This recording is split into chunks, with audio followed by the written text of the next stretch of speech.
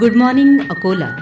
भेटूया प्रतिभावंतांना, कलाकारांना. Good morning Akola.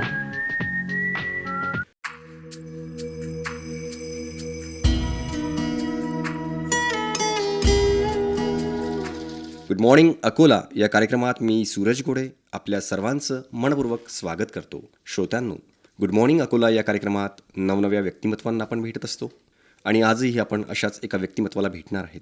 श्रोत्यांनो, VPR एंटरटेनमेंटद्वारा आयोजित VPR miss and Mrs India 2026 या सौंदर्य स्पर्धेमध्ये आपल्या अकोल्याचीच नेहा डोरे यांना VPR मिस इंडिया 2026चं एक मुकुट प्रदान करण्यात आलं आहे. त्यांनाच आपण आकाशवाणीच्या स्टुडिओमध्ये बोलावलं आहे. त्यांच्याकडून ही जी एक जर्नी आहे आयुष्याची, त्यांनी कशा पद्धतीनं या किताबापर्यंत मजल मारली आहे ते जाणून घेण्याचा प्रयत्न करूया. सर्वप्रथम तर नेहा, सर्व श्रोत्यांच्या वतीने आणि अकोला आकाशवाणीच्या वतीने आपल्याला जो काही हा बहुमान मिळाला आहे त्याबद्दल आम्ही तुमचं खूप खूप अभिनंदन करतो आहे. धन्यवाद सर. आणि आकाशवाणीच्या स्टुडिओमध्ये आपलं स्वागतसुद्धा करतो आहे. नमस्कार. नेहा, मला आपल्याला हे विचारायचं आहे की VPR एंटरटेनमेंटद्वारा जी 2026मध्ये मिस आणि मिसेस इंडिया ही जी एक स्पर्धा झाली होती, ही गांधीनगरला झाली होती. हो सर. आणि तिथे आपण मिस इंडिया 2026चा किताब मिळवला आहे. तर सर्वप्रथम जेव्हा आपल्याला हा पुरस्कार मिळाला, जेव्हा हे मुकुट आपल्या डोक्यावरती आपल्याला प्रदान करण्यात आलं होतं, तो क्षण कसा होता? तो क्षण माझ्यासाठी खूप महत्त्वाचा होता, कारण माझ्या अंगावर जेव्हा त्यांनी म्हटलं की VPR मिस इंडिया 2026 ची विनर नेहा ढोरे ठरली आहे, तर माझ्या अंगावर शहारे आले होते. आणि मी कधी हे इमॅजिन पण नव्हतं केलं की म्हणजे अकोल्यातून निघालेली, एक छोट्याशा शहरातून निघालेली मुलगी एवढ्या दूरपर्यंत पोहोचेल आणि मिस इंडियासारखा किताब जिंकणार. पण खूप छान वाटलं मला, कारण जी जर्नी होती माझी त्यात पण खूप स्ट्रगल राहिले आणि मी विचार नव्हता केला. मला असं वाटलं की मी पार्टिसिपेट करत आहे तर म्हणजे पूर्ण मेहनत करूनच करणार, पण मी शेवटी जिंकून गेली. तर माझ्यासाठी खूप महत्त्वाचा क्षण होता तो आणि मी तो कधीच विसरू शकणार नाही. दीवारें ऊंची है, गलियां है तंग, लंबी डगर है पर हिम्मत है संग, पाँव पे छाले हैं सांसें बुलंद, लड़ने चली हूँ आज़ादी की जंग. तर त्या क्षणापर्यंत आपण कशा गेल्यात त्याविषयी आपण चर्चा करणार आहोत. मला वाटतं नेहा, आपलं बालपण कशा पद्धतीने गेलं, आपली पारिवारिक पार्श्वभूमी कशी आहे? मी मध्यम वर्गातून आहे, म्हणजे जास्त काही असं घरी पैसे वगैरे असं काही नव्हतं. सर्व परिस्थिती साधारण होती आणि माझं जे शिक्षण झालेलं आहे हे मराठी माध्यमातूनच झालेलं आहे. आणि जे VPRमध्ये मी गेली तिथे प्रश्न उत्तरं किंवा इंट्रोडक्शन ह्या सगळ्या गोष्टी इंग्लिशमध्ये होत्या. तर माझ्यासाठी हा एक खूप चॅलेंजिंग म्हणजे विषय होता, कारण माझी जी थर्ड लँग्वेज होती ती इंग्लिश होती आणि फर्स्ट लँग्वेज मराठी आणि द्वितीय हिंदी होती. आपण कुठल्या शाळेमध्ये शिक्षण घेतलं आहे? प्राजक्ता कन्या विद्यालय. अच्छा. माझं नर्सरी ते 12वी पर्यंतचं शिक्षण तिथेच झालेलं आहे. अच्छा.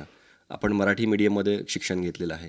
काय शालेय जीवनामध्ये आपण काय त्या शाळेमधनं आपण असं काय घेतलं आहे की आपण इतकी मोठी मजल मारली आहे? कारण आपण बघतोय की व्यक्तित्व हे सगळं काही शाळेमध्ये घडतं आणि ते व्यक्तित्व घडण्यासाठी आपल्याला जे काही शालेय शिक्षक वृंद असतो त्यांचा फार मोठा एक आपल्या आयुष्यामध्ये वाटा असतो. तर आपल्या शाळेचा सुद्धा आपल्या आयुष्यामध्ये काय वाटा आहे, आपण काय सांगाल? माझ्या शाळेचा किंवा माझ्या जीवनात जेही शिक्षक मला लाभले त्यांचा माझ्या आयुष्यात मोलाचा वाटा आहे, कारण त्यांनी मला माझा छंद जोपासण्यास प्रोत्साहन दिले. मला लहानपणापासून खूप वेगळ्या वेगळ्या गोष्टी करण्याची खूप आवड होती, जसं की स्पोर्ट्स, डान्स, सिंगिंग किंवा काही आर्ट्स वगैरे ह्या सगळ्या गोष्टीत मला खूप इंटरेस्ट होता. आणि जे म्हणतात ना मल्टी टॅलेंटेड, मी तशा प्रकारची होती. तर माझे शिक्षकवृंद जर मला काही करायचं असणार, सिंगिंग करायचं असणार तर ते प्रोत्साहन द्यायचे की या कॉम्पिटिशनमध्ये पार्टिसिपेट कर, किंवा मला वक्तृत्व करायचं असणार तर त्याच्यासाठी ते प्रोत्साहन करायचे की इथे जा, इथे एक स्पर्धा सुरू आहे, तू इथे पार्टिसिपेट कर. तर अशा पद्धतीने त्यांनी मला खूप प्रोत्साहन देऊन समोर पाठवलं. म्हणजे लहानपणापासूनच आपल्याला काहीतरी वेगळं करण्याची एक जिद्द होती आणि सतत शिकत राहण्याची वृत्तीसुद्धा आपल्यामध्ये होती. हो. तर शालेय जीवनानंतर आपण महाविद्यालयीन जीवनाकडे वळला असाल तर कुठल्या स्ट्रीमला आपण प्रिफरन्स दिलं होतं? 11वी-12वी माझं आर्ट्स होतं. मला घ्यायचं सायन्स होतं, पण मी परिस्थितीमुळे म्हणा किंवा फायनान्शियल कन्स्ट्रेंटमुळे ते अफोर्ड नाही करू शकली. तर मी आर्ट्सकडे वळण्याचा प्रयत्न केला आणि माझा होता विचार की पोलीस भरती वगैरे. कारण माझे खूप सगळे म्हणजे स्वप्न होती. मला खूप सगळं काहीतरी वेगळं वेगळं करायचं होतं. मला क्रिकेटही खेळायचं होतं, मला फुटबॉलही खेळायचं होतं. पण माझं असं होतं की माझ्या स्वप्नांवर मी कधी कॉम्प्रोमाइज नाही करणार. तर मी जशी समोर जात गेली तसे मी माझे ड्रीम्स परस्यू करत गेली. मी महाविद्यालयीन जे माझं पूर्ण ग्रॅज्युएशन होतं ते मी RDGमधून पूर्ण केलं. तेव्हा मी क्रिकेट जॉईन केलं आणि फुटबॉलसुद्धा. तर मी सकाळी क्रिकेट खेळायची आणि संध्याकाळी फुटबॉल खेळायची आणि सोबतच मला इंग्लिशची पण आवड होती. मी जरी मराठी माध्यमातून शिकली तरी मला असं वाटत होतं की मी अशी एकही गोष्ट नसली पाहिजे जिथं मी कमजोर असणार. तर मी माझं इंग्लिश स्ट्रॉंग करण्यासाठी लिटरेचर घेतलं आणि त्याच्यातही मी टॉपर होती. अच्छा, म्हणजे आपण इंग्रजी साहित्य या विषयामध्ये सुद्धा प्रथम क्रमांक मिळाला असं म्हणता. तर कशा पद्धतीनं, कारण तुम्ही सांगितलं आहे की तुम्ही एक मल्टीटास्किंग, त्याच्यामध्ये खेळ असेल, त्याच्यामध्ये गायन असेल, सगळ्याच प्रकारच्या गोष्टी तुम्हाला करायच्या वाटत होत्या. मग यासोबतच शिक्षणाकडे पण कसं लक्ष देत होते आपण? माझा असा माइंड होता की मी जे करत आहे ते मी पूर्णपणे एकच गोष्ट करणार. जसं मी सकाळी क्रिकेट खेळत आहे तर माझ्या डोक्यात दुसरे कुठलेही विचार नसणार. मी पूर्ण फोकस माझा क्रिकेटवर एकत्रित करणार. नंतर दुपारी माझं कॉलेज आणि जे स्टडीज राहायच्या मी ते करायची आणि नंतर संध्याकाळी फुटबॉल. तर असा माझा शेड्यूल राहायचा आणि मधातच मला घरी पण जायचं असायचं कारण टिफिन वगैरे आणि नंतर माझी आई आणि वडील दोघेही म्हणजे जॉब करतात, प्रायव्हेट जॉब. तर मग घरचे कामं वगैरे त्याच्यातही थोडासा हातभार लावायचा असायचा. तर हे सगळं मला मॅनेज करावं लागायचं आणि दुसरं तिसरं कोणी हेल्प करणार नाही हे मला आधीपासूनच माहीत होतं की माझं करिअर आहे, माझं आयुष्य आहे, तर हे मलाच जगायचं आहे आणि मलाच हे सगळं मॅनेज करायचं आहे. तर मग मी स्वतः फोकस करून हे सगळ्या गोष्टी मॅनेज करायची. आजाद है जीना मुझे, बेखौफ आजाद है रहना मुझे, बेखौफ आजाद है जीना मुझे, बेखौफ आजाद है रहना मुझे. आपल्या परिवारामध्ये किती सदस्य आहेत आणि त्यांचा कसा आपल्या आयुष्यामध्ये त्यांची साथ मिळाली आपल्याला? माझ्या फॅमिलीमध्ये आई, वडील, माझा लहान भाऊ आणि माझी बहीण आहे मोठी. तिचं आताच मागच्या वर्षी लग्न झालं आहे. अच्छा. तर यांचा पण खूप सपोर्ट राहिला आहे कारण माझ्या आईचा मला खूप जास्त सपोर्ट राहिला आहे. कारण मी म्हटलं की मला इथे जायचं, जसं की मी एक सकाळचा एक ईन नावाचा एक लीडरशिप डेव्हलपमेंट प्रोग्राम आहे. तर त्याच्यातही मी अकोल्याची पालकमंत्री म्हणून शॅडो कॅबिनेटमध्ये कार्यरत होती आणि साधारणतः 1 वर्ष मी तिथे काम केलं. तर त्याच्यातही अधिवेशन वगैरे राहायचे आणि मला जायचं असायचं आणि तेव्हा मी होती 18-19 वर्षाची. तर एकट्या मुलीला नाशिकसारख्या ठिकाणी किंवा नागपूरसारख्या ठिकाणी अधिवेशन शकत नाही मुलीच्या बाबतीत आजकाल. पण माझी आई अशी होती की तुला जायचं आहे, तू करू शकतो, तुला स्वतःवर विश्वास आहे, तर मग आम्हाला तुझ्यावर विश्वास आहे, बस तू जा. माझ्या मागे खूप म्हणजे खंबीर साथ होती माझ्या आईची. अच्छा, आणि मग ब्युटी पेजंटकडे कशा पद्धतीने आपण म्हटलात? ब्युटी पेजंट हे माझ्या म्हणजे लहानपणापासूनच असं होतं की मला मॉडेलिंग वगैरे ह्या सगळ्याच गोष्टी आवडायच्या. म्हणजे कुठलाही असं जर गोष्ट सांगितली की हे करणार का, तर मी नाही म्हणणार नाही, अशी मुलगी होती.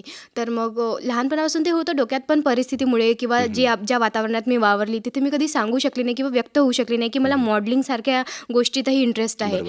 कारण मॉडेलिंगला खूप म्हणजे निगेटिव्हली घेतात लोक की मॉडेलिंग म्हणजे छोटे कपडे घालणं आणि ते असं वावरणं, तेच नाही, पण त्याच्यातही खूप भरपूर गोष्टी आहेत. तर मी कधी सांगू शकले नाही. मग आता रिसेंटली माझ्या एक टीचर आहे, ट्युशन टीचर होत्या त्या 8वीला, कल्याणी केलेदार. त्यांनी मला सांगितलं, त्या मिसेसमध्ये पार्टिसिपेट करणार होत्या, तर त्यांनी मला सांगितलं की तू थोडीशी ॲक्टिव्ह आहे तर तू याच्यात पार्टिसिपेट करून पहा, तुझं मे बी तू जिंकू शकणार. तर मी घरी येऊन आईला सांगितलं की टीचर म्हणत होत्या की तू मिस इंडियामध्ये पार्टिसिपेट कर वगैरे. तर माझ्याच्यानं नाही होणार कारण मी स्पोर्ट्सवाली मुलगी, जसं की माझं चालणं वगैरे हे थोडंसं मुलांसोबत राहून तसं झालं होतं. तर म्हटलं मला माहिती नाही की मी करू शकणार की नाही. तर माझ्या आईनी आणि माझ्या ताईने माझ्यावर विश्वास दाखवला की तू करू शकते. त्यांनी म्हटलं ना टीचर, म्हणजे त्यांनी तुझ्यात काहीतरी बघितलं असणार म्हणूनच त्यांनी तुला सांगितलं. तर मग मी पार्टिसिपेट तर केलं, पण मग मी विचार केला की याच्यात खूप सगळे राऊंड असतात, टॅलेंट राऊंड असतात, त्याच्यात असं काहीतरी करावं लागतं की जे तुम्ही जगासमोर म्हणजे प्रेझेंट करू शकता. तर मग मी त्याच्यात डान्स केला होता आणि इंट्रोडक्शन द्यावं लागतं आणि हे सगळं मी इंग्लिश लँग्वेज चूज केली होती हे सगळं करण्यासाठी.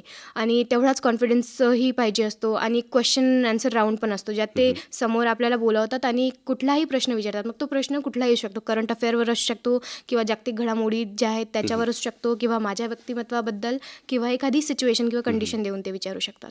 म्हणजे सौंदर्य स्पर्धा ही फक्त आपलं सौंदर्यच नाही. शी निगडीत असं नाही आहे. एक तुम्ही ओव्हरऑल तुम्ही कशा पद्धतीने हो. एक जगत आहात. तुमचं पूर्ण कॅरेक्टर, तुमचं कसं पूर्ण व्यक्तिमत्व किंवा तुमची एक पूर्ण पर्सनॅलिटी हे चेक करण्यासाठी ब्युटी पेजंट असतात. लोकांना वाटतं त्याच्या नावात ब्युटी आहे याचा अर्थ की हे सौंदर्य सम्राज्ञी आहे, असं बिलकुलही नाही. त्याच्यात तुमचं बोलणं पाहिलं जातं, तुमचा कॉन्फिडन्स पाहिला जातो, तुम्ही कसे वावरता, तुम्ही दुसऱ्यांना कसे ट्रीट करता, ह्या सगळ्या गोष्टी त्याच्यात चेक होत असतात. तुम्ही तुमचं शिक्षण जे आहे ते मराठी लँग्वेजमध्ये घेतलं होतं आणि त्याच्यानंतर BA सुद्धा केलं होतं आणि तुम्ही सांगितलं आहे की इथे इंग्लिश लँग्वेजला तुम्ही प्रिफरन्स दिलं होतं. मग तुम्हाला इथे भीती नाही वाटली का? आपण इंग्लिश लँग्वेजमध्ये ह्या सगळ्या गोष्टी करणार आहोत, आपल्याला अनेक प्रश्नांना सामोरं जावं लागणार आहे. जेव्हा म्हणजे मला असं लहानपणापासूनच होतं की मी कुठे मागे नाही राहिले पाहिजे, तर मी इंग्लिशसाठी मी 11वी पासून इंग्लिशची प्रॅक्टिस करणं स्टार्ट केलं होतं. नंतर अस्पायर आपल्या इकडे क्लासेस आहेत, मी ते पण जॉईन केले होते. त्याची 3rd आणि 4th लेवल केली 11वी-12वीत असताना. नंतर मग ग्रॅज्युएशनमध्ये लिटरेचर होतं आणि माझं असं होतं की मी काय करायची, जेव्हा माझ्याकडे खूप वेळ राहायचा, म्हणजे मी सायकलनं अर्धा तास सायकलिंग करायची. कारण म्हणजे माझ्या घरापासून कौलखेडपासून मला ACC अकोला क्रिकेट क्लबवर जायसाठी साधारणतः 20-25 मिनटं लागायची सायकलनी आणि तिथून मला RDG कॉलेजवर यायचं होतं. इथून मग घरी परत तेवढाच वेळ आणि हाच सेम राऊंड मला संध्याकाळी पण करायचा होता. तुम्ही क्रिकेट सुद्धा खेळले आहे, फुटबॉल सुद्धा खेळले आहे. तुम्हाला क्रिकेट या खेळाकडे नाही वळा वाटला का मग तेव्हा? हो, मला असं होतं की माझ्या घरच्यांचं म्हणणं होतं की तू म्हणजे अभ्यासातही ठीक आहे, चांगली आहेस, तर तू थोडंसं म्हणजे MPSC वगैरे ह्या गोष्टींकडे फोकस कर. सकाळी पण खेळायला जाते, दुपारी पण असं होतं. तर तू काहीतरी सोडून दे, म्हणजे स्पोर्ट्स सोडून दे आणि तू अभ्यासावर फोकस कर.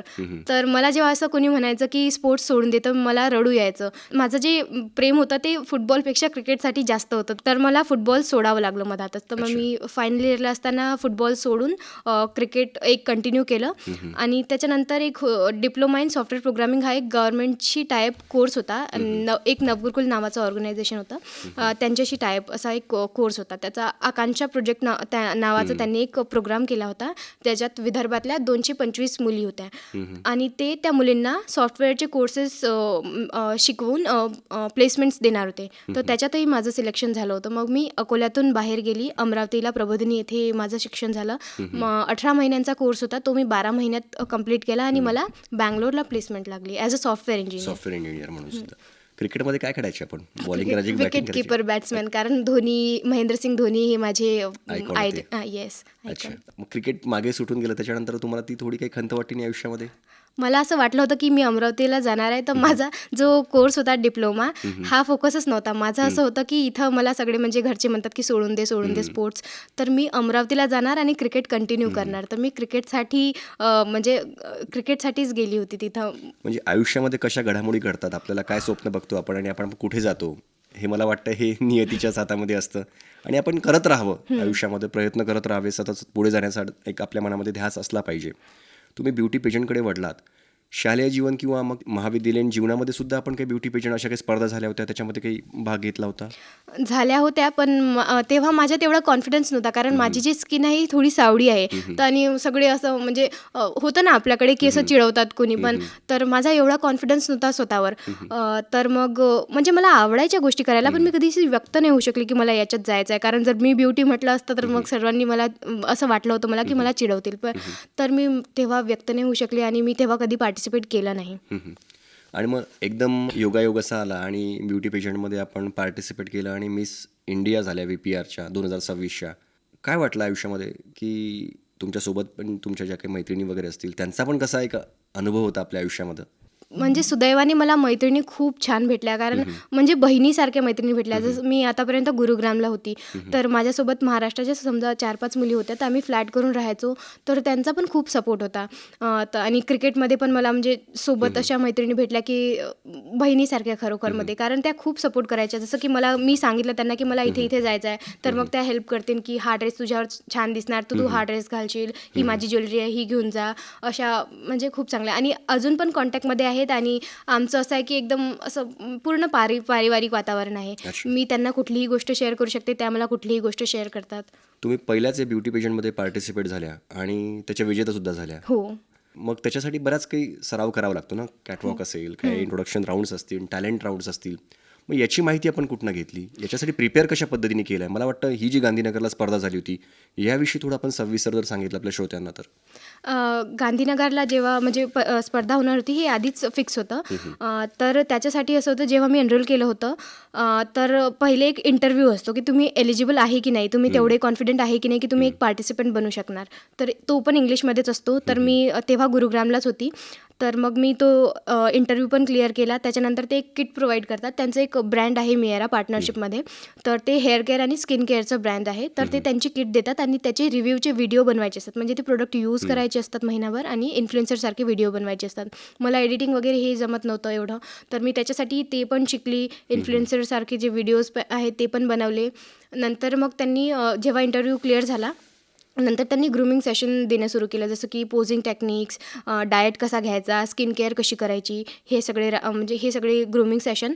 आणि त्याच्यानंतर इव्हेंट होता, फायनल इव्हेंट 9 ते 11 एप्रिल गांधीनगर येथे. मग तिथे इन्व्हाइट केलं. नंतर तिथे गेलो तर हॉटेल प्राईड डिलाईट मध्ये म्हणजे तिथेच सगळा स्टे वगैरे सगळं पूर्ण प्रोग्राम तिथेच होता. तिथे गेल्यावर वेगळे वेगळे राऊंड होते, जसं की इंट्रोडक्शन राऊंड होता, एक सिटी टूर पण होता ज्यात त्यांनी आम्हाला ते गांधीनगर दाखवलं.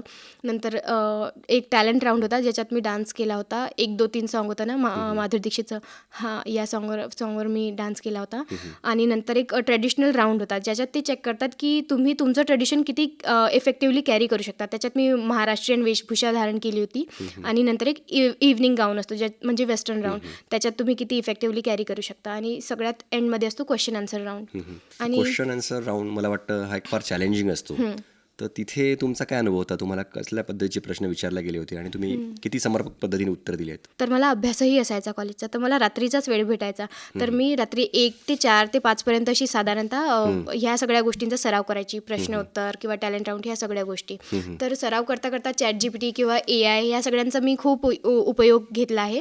जसं की मी त्यांना विचारायची की मी एक ब्युटी पेजंटसाठी पार्टिसिपेट करत आहे, तर तू मला काहीतरी असे क्वेश्चन विचार जेणेकरून माझा कॉन्फिडन्स वाढेल. तर मग ChatGPT किंवा AI जे टूल आहेत हे सगळे मला म्हणजे मी त्यांच्याशी अशी प्रॅक्टिस करायची.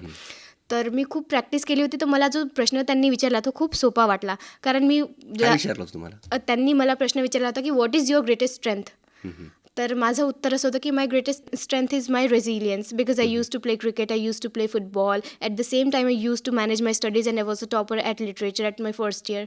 सो असं काहीतरी माझं उत्तर होतं. आणि त्यांनी म्हणजे मी न विचार करता डायरेक्टच असं एकदम फ्लुएंटली बोलून दिलं, तर ते खूप प्रभावित होते माझ्या उत्तराने. आणि उत्तरानेच नव्हे तर मी जेव्हापासून पार्टिसिपेट केलं मी प्रत्येक गोष्टीत तत्पर होती. माझा डान्स जो होता तो एवढा चांगला होता की त्यांनी मला वन्स मोर करायला लावला. आणि सगळे जजेस त्यांनी पण माझ्यासोबत डान्स केला. आणि प्रत्येक गोष्टीत मग जेव्हा मी विनर झाली दुसऱ्या दिवशी ब्रेकफास्टसाठी ज्युरी मेंबर्स असे बसले होते, त्यांनी मला त्यांच्यासोबतच बसवलं ब्रेकफास्टसाठी. तर मी त्यांना विचारलं की म्हणजे मी असं काय वेगळं केलं की मी विनर बनली. तर त्यांनी सांगितलं की तुझे जे प्रत्येक गोष्टीत मार्क्स होते हे सगळ्यात जास्त हायेस्ट होते. आणि मग जेव्हा तू विनर झाली तेव्हा सगळ्यात पहिला जो कॉल होता तो कोणाला केला होता? मला हे माहीत होतं की म्हणजे माझे आई वडील जे आहेत हे लवकर झोपून जातात 9-10 वाजता. तर माझी ताई होती, तिचे मला सतत मेसेज सुरू होते की जेव्हा तू म्हणजे 1 वाजो 4 वाजो कितीही वाजो तू जिंकल्याबरोबर मला कॉल कर, कारण तिला माहिती होतं की मी जिंकणार आहे म्हणून. तुमच्यावरती विश्वास होता त्यांचा? हो. तर मी सगळ्यात पहिले कॉल तिलाच केला होता. काय वाटतं की आयुष्यामध्ये तुम्ही म्हणजे प्रत्येक क्षेत्रामध्ये तुम्हाला असं वाटायचं की मी हे करून बघितलं पाहिजे, मी हे केलं पाहिजे, तर याचा किती उपयोग झाला या स्पर्धेकरिता?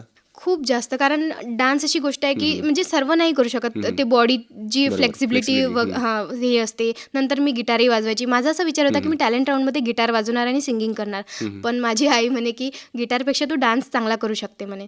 तर मग मी डान्स चूज केला. आणि ह्या सगळ्या गोष्टी मी आधीपासून करत आली. जसं मला डान्सची आवड होती मी करत आली, तर मला हे जास्त एवढं हार्ड नाही वाटलं, कारण डान्स फक्त मला एक डान्स प्रिपेअर करायचा होता. नंतर इंट्रोडक्शन वगैरे हे तर माझं रोजचंच व्हायचं, कारण मी मधातच म्हणजे जेव्हा मला असं वाटलं की माझी इंग्लिश चांगली आहे आणि मला खूप मुली म्हणजे माझ्या ज्या फ्रेंड्स आहेत त्या कॉम्प्लिमेंट्स द्यायचे की तुझी इंग्लिश खूप छान आहे. तर मी स्वतःचा एक प्रोग्राम चालू केला होता कॉल्ड लेट्स ग्रो, ज्यात मी स्टुडंट्सला इंग्लिश शिकवायची. ज्या ऑर्गनायझेशनमधून मी शिकली तिथल्या मुलांना मी इंग्लिश शिकवायची ऑनलाईन.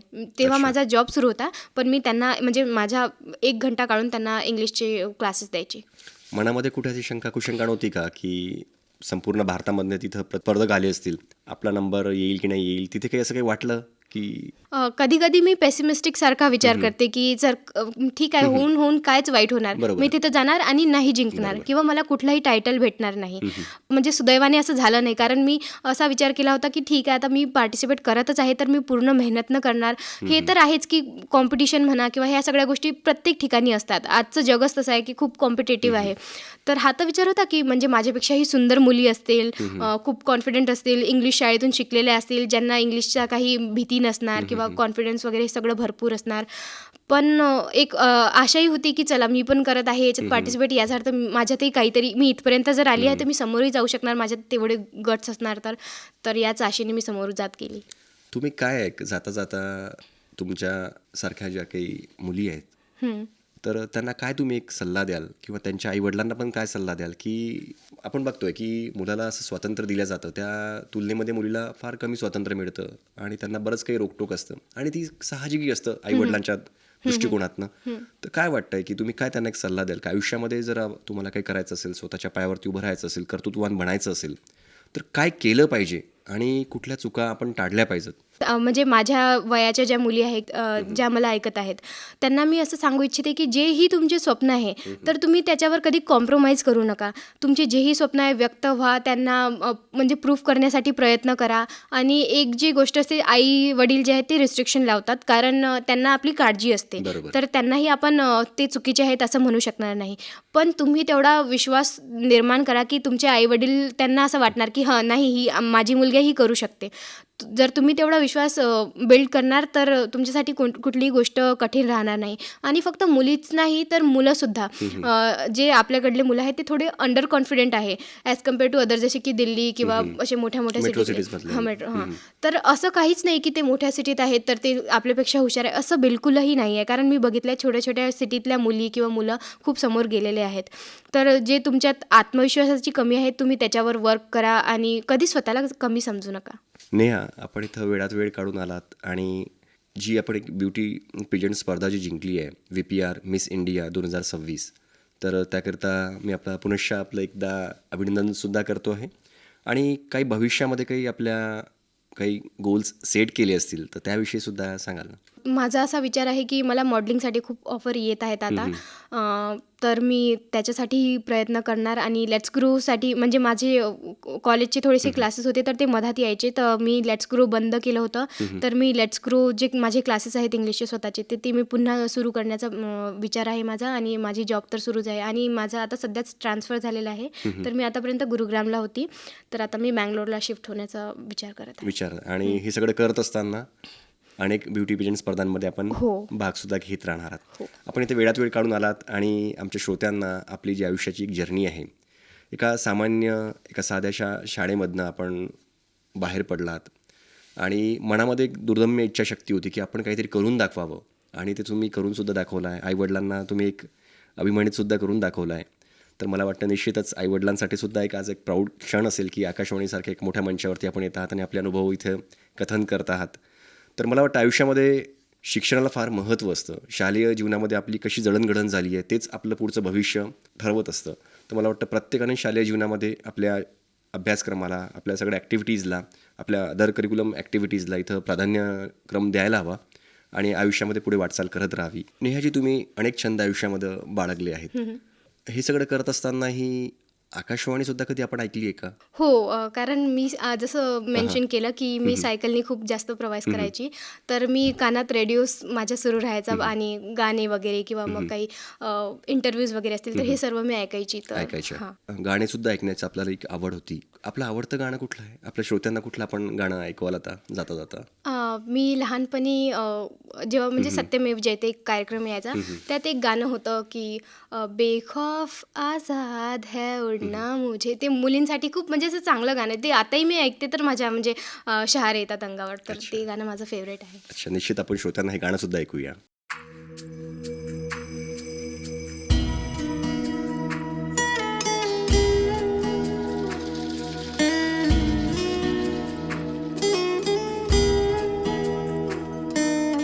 दीवारें ऊंची है, गलियां है तंग, लंबी डगर है पर हिम्मत है संग, पाँव पे छाले हैं सांसें बुलंद, लड़ने चली हूँ आजादी की जंग।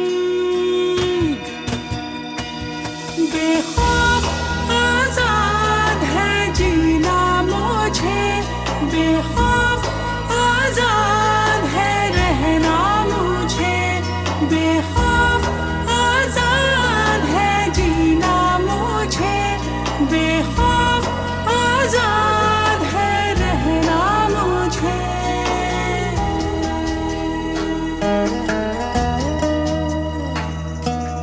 रीति की जंजीरें खा गई जंग, न्याय के मंदिर भी हो गए भंग। जमाना चले ना चले मेरे संग, बोलूंगी हल्ला आवाज दबंग। बेखौफ आजाद है कहना मुझे, बेखौफ आजाद है रहना मुझे, बेखौफ आजाद है कहना मुझे, बेखौफ आजाद है रहना मुझे।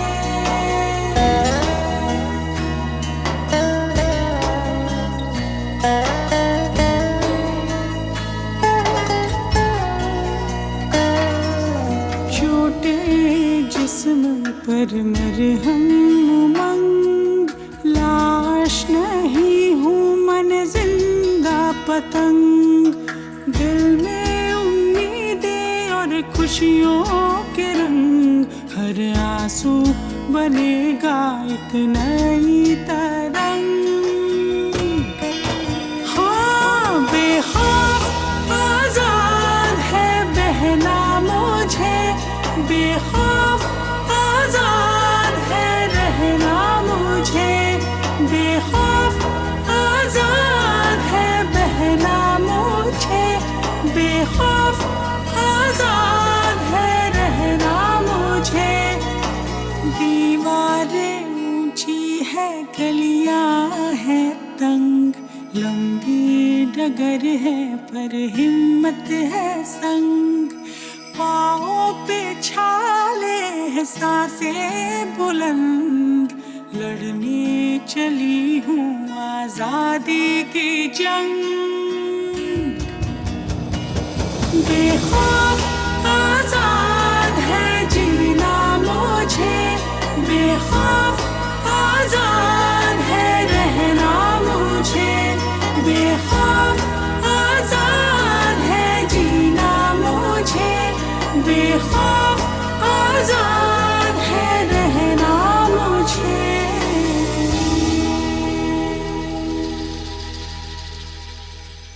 आपण इथे थांबूयात. आपण इथे आलात त्याकरता मी खूप खूप आपले धन्यवाद व्यक्त करतो.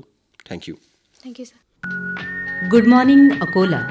भेटूया प्रतिभावंतांना, कलाकारांना. Good morning Akola.